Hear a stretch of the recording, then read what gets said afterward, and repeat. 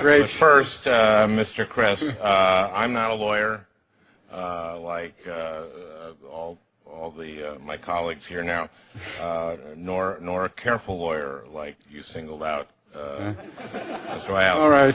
I'm going to be suffering for that. Okay, but I did some research, and most Americans aren't lawyers. So I got a question on the roving wiretap thing, and I think I understand why it's important, because the terrorists and other people we suspect of being terrorists use different phones, right? Yeah. And okay, and that's why it's there. But under the Patriot Act,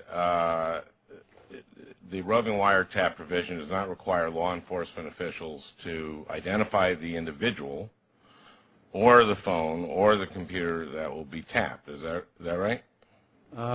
No, I don't think so. The statute requires, roving or not, that the government provide the identity, if known, or a description of the specific target. A description of it, but not the actual. Not always the name, but you have to say something about the specific target.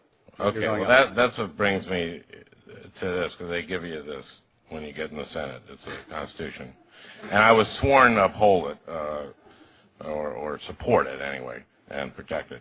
It says, this is the Fourth Amendment. The right of the people to be secure in their persons, houses, papers, and effects against unreasonable searches and seizures shall not be violated, and no warrants shall issue, but upon probable cause, supported by oath or affirmation, and particularly describing the place to be searched and the persons or things to be seized.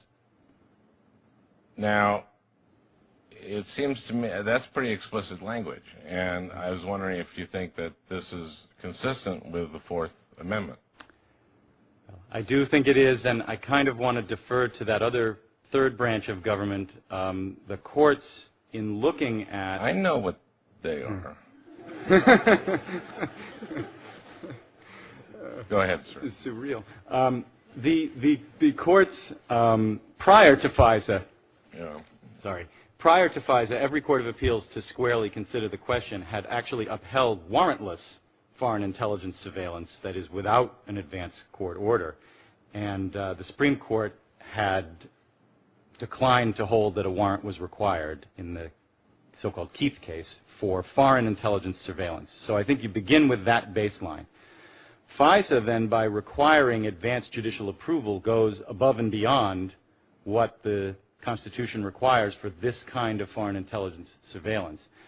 I do think there's an argument, and probably a good argument, that the language that I read to you before, that even if you cannot identify the particular target, but that you describe the specific target, that it would satisfy the particularity clause that you just cited.